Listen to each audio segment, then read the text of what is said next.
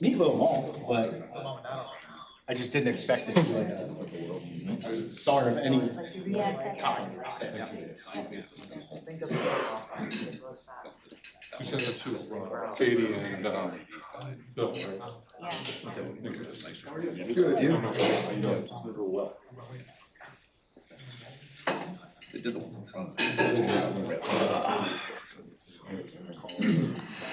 Ladies and gentlemen, may I have your attention? It's 12 noon. We'll call to order the meeting of the Lehigh Northampton Airport Authority for September 30th, 2025. If everyone would please stand and face the flag. I pledge allegiance to the flag of the United States of America, and to the republic which stands one nation under God, indivisible, with liberty and justice for all. Sylvette, would you please call the roll? Paul Anthony. Here. Ann Baum. Robert Brooks. Frank Facciano. Here. Don Gottschall. Ricky Gower. Here. Justin Grimshaw. Here. John Hayes. Here. James Irwin. Kevin Lott. Here. Glenn Reedman. Present. Kevin Surface. Here. Mike Stershik. Here. Jonathan Strauss. Chris Worley. Here. We have a quorum. Thank you. Sylvette, do we have any public comment? Not at this time. We can go to approval of the minutes. I entertain a motion to approve the minutes of August 26, 2025. So moved. Second. Moved by John, second by Mike. Are there any additions or corrections? Seeing none, all in favor? Aye. Minutes have been approved. Frank, treasurer's report. Well, I'm gonna turn it over to Todd to give the report. Good afternoon, everyone.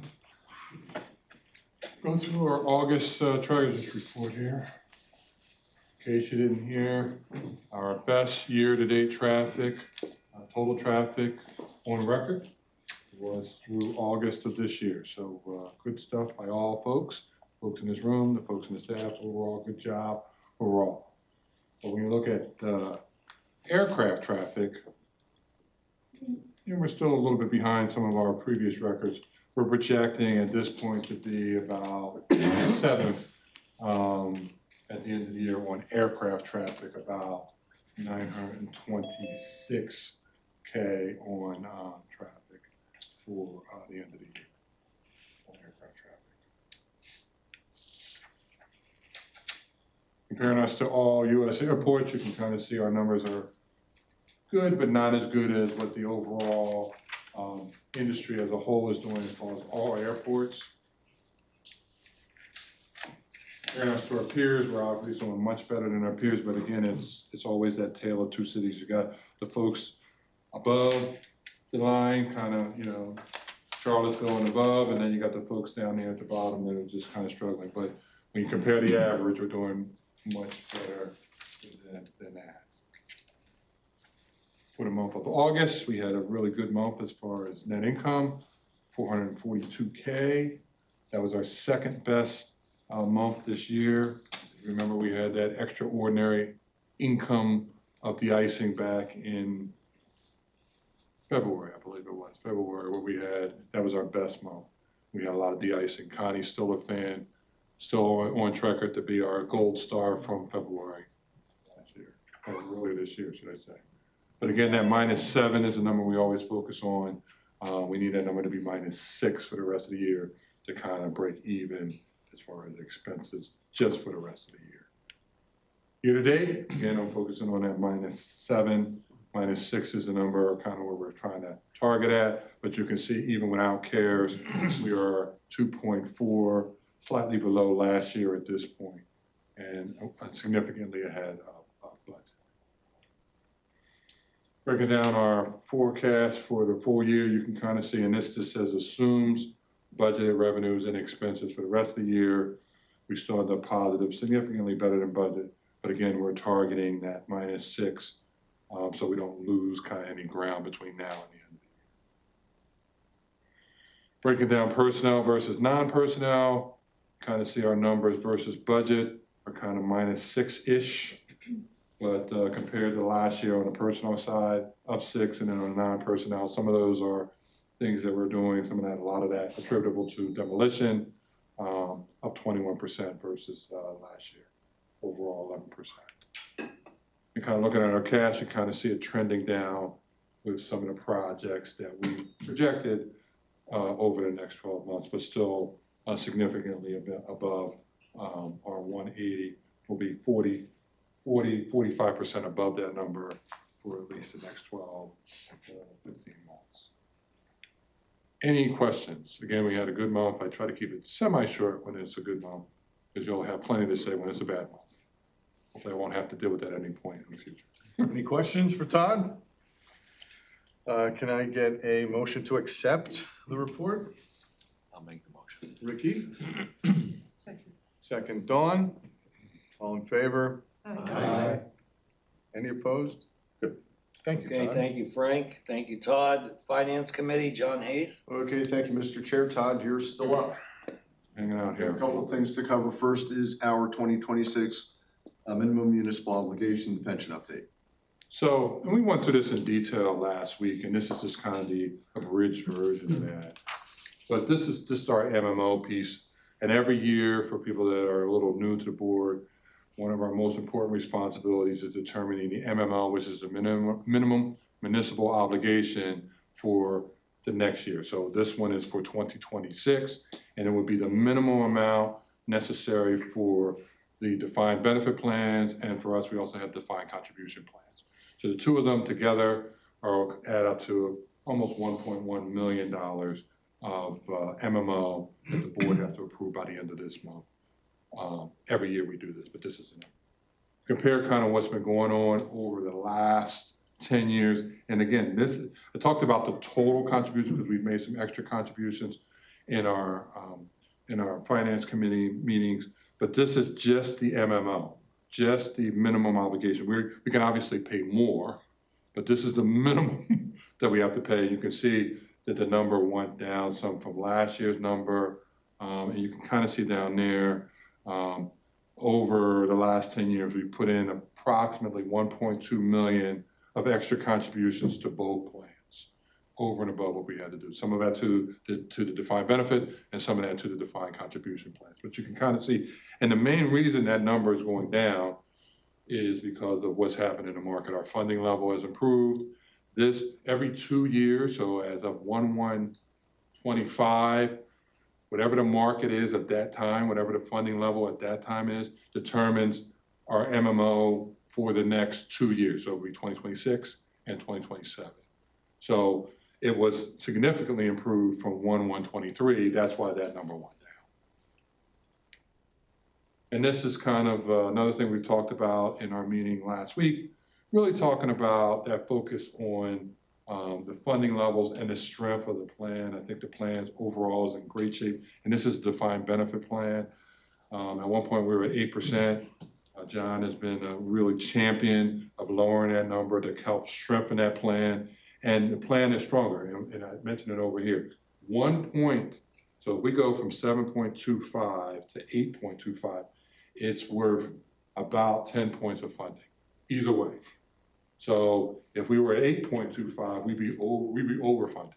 Obviously, if we go the other way, 6.25, we would be at 80-some% funded.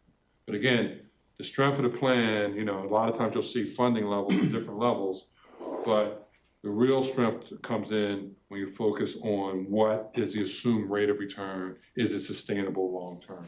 And you can kind of see over there, really talking about the distress levels. Anything above 90% is considered zero distress.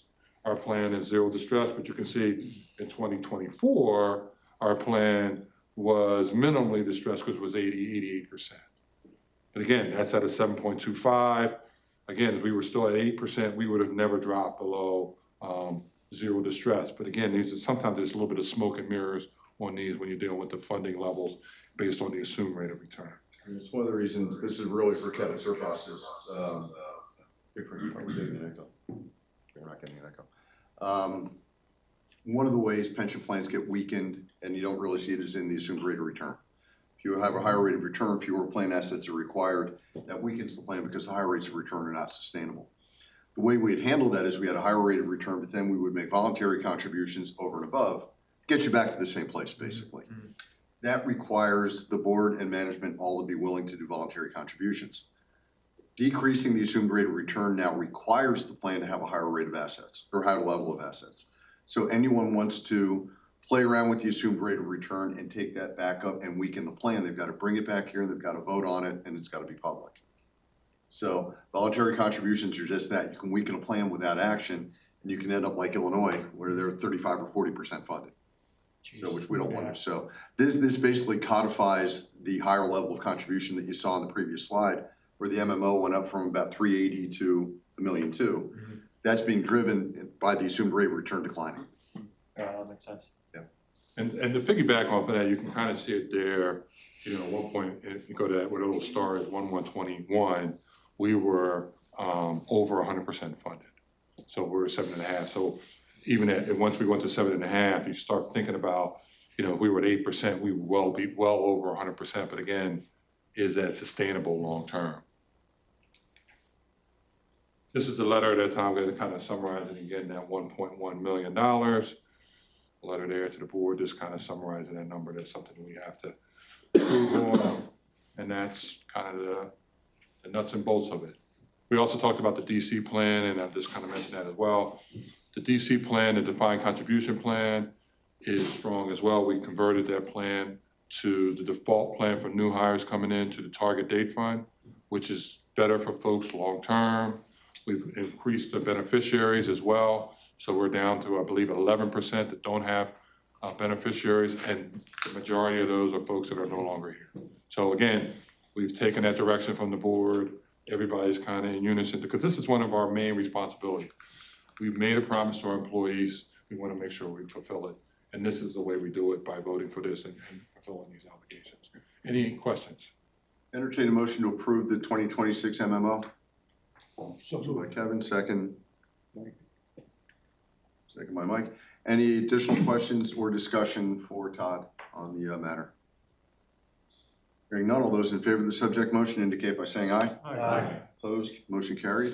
Okay, Todd, we're now looking at bond resolution and continuing covenant agreement. Got some interest rate resets on debt instruments we have. So we have a bond financing is actually, it's a term date that is going to end on 10/31/2025. It's after 10 years. We have to refinance it. It's not something, we don't have an option. So those bonds were callable at the end of 10 years. So that 10-year period, these were originally the 2015 bonds. So there is approximately $22.5 million total. A bond, 15.5 of it, give or take, is tax exempt, and there's another $7 million of taxable. The interest rate environment, you can kind of see there. We can't have the 2015 rates. Justin asked me earlier about the parking lot. This makes me cry a little bit more than the parking lot, going from 2.44 to 3.78. But those were the best rates that we could get. We did go out to the market, did a lot of due diligence on it. And again, one of the things that we're really focused on was getting a commitment on the financing for the garage, the two of them together. So we got that commitment. We got the lowest interest rate we could get on the 2015 and that commitment on the 2026s, which is the garage for $35 million. I believe Bill Case is on the line, our financial advisor, if anybody has any questions. We did some, Kevin, our attorney, was on the call. Katie Asherman is actually from BMO Harris, is on the line as well. So if you have any questions specific to those two folks you want to ask, by all means, let me know. But again, this is the lowest rate we could get. One of the things we're really focused on is managing our debt service with some uncertainty coming up with the garage. Obviously, while you're building it, that's going to impact some of your revenue while you're building that garage, and some of that will impact it. So that's something we want to take in consideration. Once it's up and running, I think we'll be in good shape. But that transition period while you're building it is some uncertainty there. What's going to happen with, lost spaces and people not wanting to deal with some of the construction. Just a reminder for everyone, the rates that we're looking at right now are indicative only. That was as of August 19. That is, These thank you. instruments get priced as of October 29. Yeah, thank you, So thank right you. now, as it stands, long rates are lower than they were August 19th, so our rate should be a little bit lower based on today's rates, but that also doesn't matter because it gets priced on the 29th. Correct. Thank you for pointing out. I mean, and John's been instrumental. I mean, obviously, he's an in-house resident that we have, in-house expert, should I say, that we have in-house. But, you know, he's helped us kind of, you know, make sure we keep our eye on the ball. But one of the things for sure is that our interest rate, our final interest rate will be determined 3 days before closing, which is, you know, 10/29, I think is what's saying up there. So we'll know the final rate, 10/29, 10/28 is around that time frame. But the close is set for that Friday, 10/30/31. And there is some cost of issuance in there that'll inflate the numbers a little bit, and that's just for the attorney fees and those costs as well. So any other questions? Again, Bill Case and Katie Asserman from BMO are on the line as well. You know, I'll entertain a motion and then we'll open up for questions. Entertain a motion to approve the bond resolution and continuing covenant agreement. Motion by Kevin. Frank got it. Second by Frank. Okay, open it up. Anyone have any questions or comments? And one thing I will say, I mean, and I didn't really point it out when we did our financials, but the updated cash flow does incorporate the changes in the new bond debt service. Yeah, what rates did we assume when we did the budget? What rates? I think we just assumed the same debt service. I don't think we went into the rate, so it was kind of similar to that. It's a little bit different. We're actually going to make a little bit more payments just to kind of level it out before the end of the year. So actually what's going to happen is we're going to use, the way we do our debt service with BMO, we pay it beginning of every year, 1/1 of every year. But we make monthly payments to our custodian every month. So there's a big payment on principal at the end of the year. So what we're going to do is the principal that we've accumulated up to 10/31, we're just going to reduce the cost of the bond, and then we'll have a shorter principal payment come 1/1 of this year. So that's one of the things that we're doing to this. Again, you know, we're managing costs. Obviously, the taxable series is a little bit more expensive, and unfortunately, you don't have much play in the tax exempt as far as pushing it out longer. We're kind of at the end of our rope as far as kicking that can further. So, but the tax exempt, you can do whatever you want on that, and obviously that's the higher rate of the two. Any questions? Again, One other comment. One of the things I asked Todd to do, because we've got a lot going on in terms of upcoming projects and resulting debt service, is to do a deep dive into our debt structures and schedules, et cetera, interest rate locks. We're going to do that as part of the 2026 budget process. But we want to make sure that everyone has a good handle on where we are and where we project we will be in terms of debt service, because it is a lot to carry. We want to make sure that we've got the capacity and want everyone to be comfortable as to where we're headed. any other questions, concerns? I just want to thank Bill and Katie for being on the line. Again, if anybody has any questions for them, but thank you for all your help. And also Kevin, even though he's not here, I want to give him a shout out as well, and Shane, all part of our kind of bond team. Okay, do we have any other questions? Any comments from our online partners? Okay, hearing none. No comments, but it's been a pleasure working with Todd and management on this transaction. Okay, thank you, Bill. Okay, all those in favor of the subject motion indicate by saying aye. Aye. Opposed? Motion carried. Todd, thank you. Thank you, John. Business Committee, Dawn? Sure, we're gonna go to Steve for the approval of the rubber tire loader concept. Thank you, Dawn. Good afternoon, everybody. So this is rental equipment we use for snow removal here at ABE. Every few years we've done this. We're looking to rent a 3-yard loader, an 8-yard loader, and a skid steer. The 3-yard loader and the skid steer are primarily used by our landside snow removal group, and the 8-yard loader is typically used on the airfield. I went out through Penn Bid. We talked about this in committee, so we covered a whole bunch of folks with individual emails. We did some outreach. We had some companies request additional information. 5-year contract. This this time around because one of the requests from previous years was the 2-year contracts had a lot of uncertainty because of the 8-yard rental loader. That is a large piece of equipment that gave the companies a little more security by pushing this out to 5 years. Ultimately, we received one bid. It was Alta Enterprises doing business as Case Power and Equipment out of Pittsburgh, based in working their shop out of Harrisburg. You can scroll down a little bit so that had the totals for the different terms, about $5,700 different in increases. But for the first year, budget impact was $78,000 versus our previous contract was around 72. So comparable pricing over our last contract. So I'm looking to do is award the contract to and the base bid and the ad alternate to Alta Enterprises for the total amount of $401,528. I entertain a motion for the contract for the rubber tire loader. Justin, John, second. Any nays or abstentions? Just one Any further question. discussion? How many employees do we have that are qualified to drive something this large? Pretty much all of our maintenance crew. Okay. So we have specialists that like the loaders versus some of the other equipment, but everybody's familiarized and trained. All in favor? Aye. Motion passes. So now we'll go to Ryan for the approval of the AHU number 4 contract.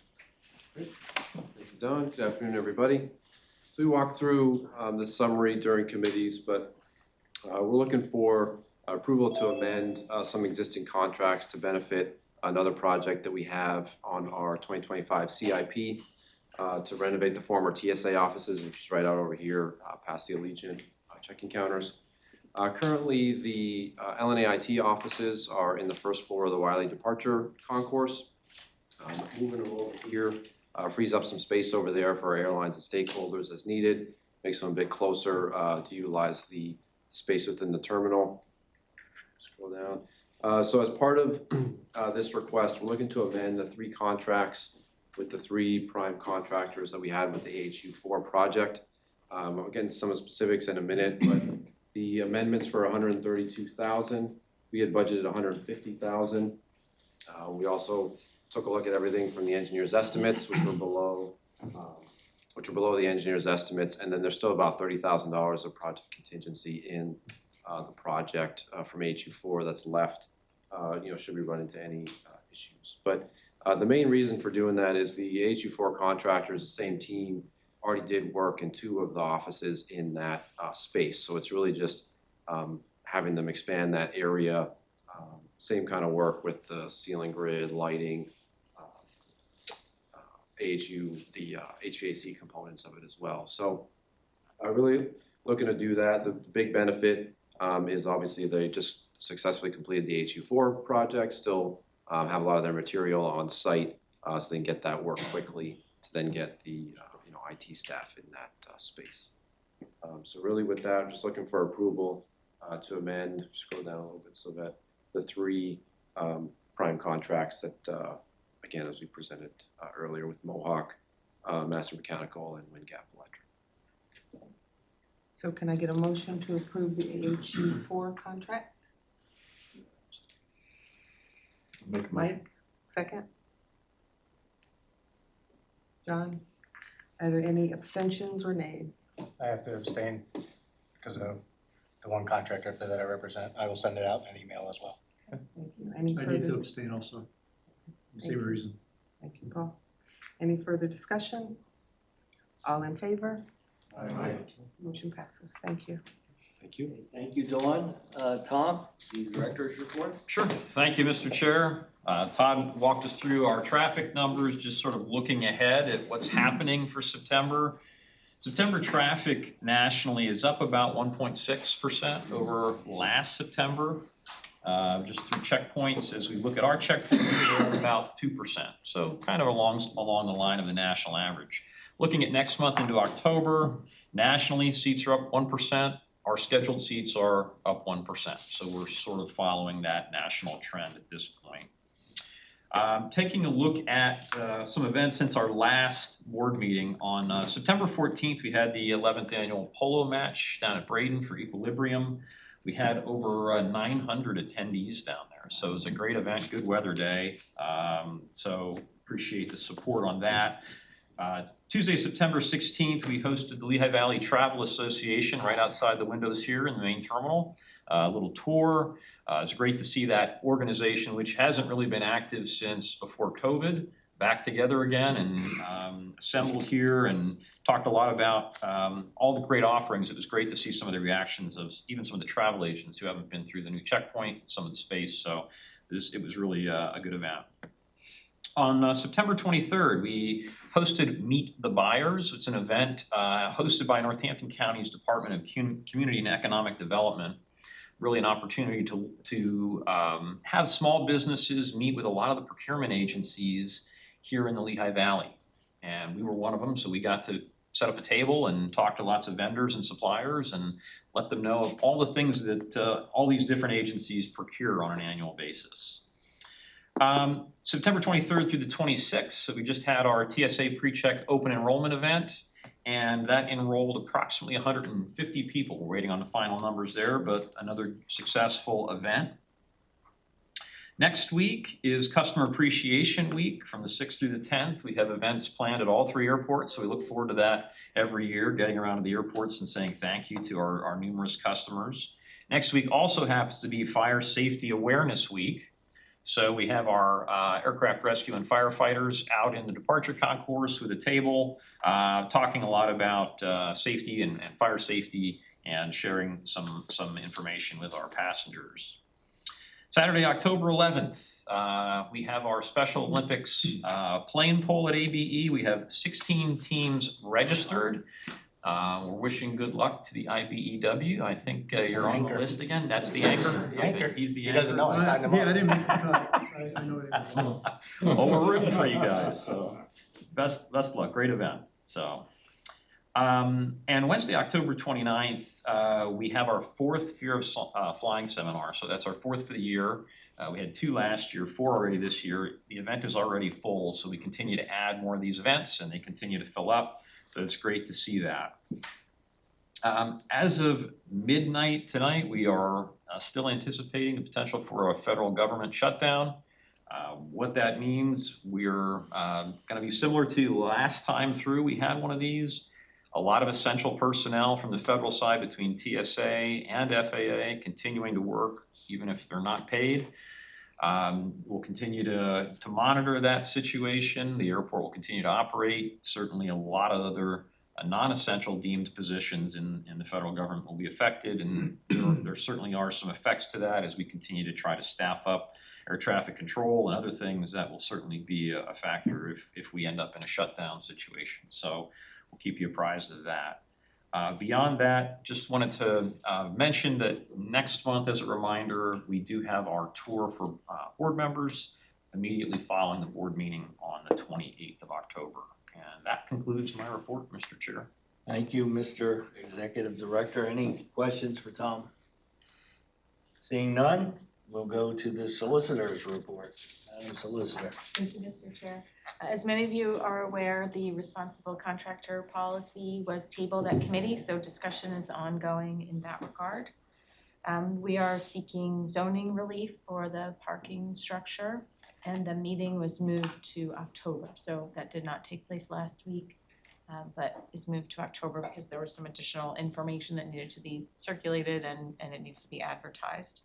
And then other than that, it's just been the kind of regular diet of right to know requests, vendor agreements, termination letters, those sort of matters that my office has been working on. When they're egregious, their water taxes gonna ask about. Not yet. I keep checking in and unfortunately no, so. They beat you to it, John. You did. Any other questions for the solicitor? Seeing none, any new business? Madam Solicitor, any need for an executive session? No, sir. If not, I'll take a motion for adjournment. So moved. We are adjourned. Next one was second. Yeah. we talk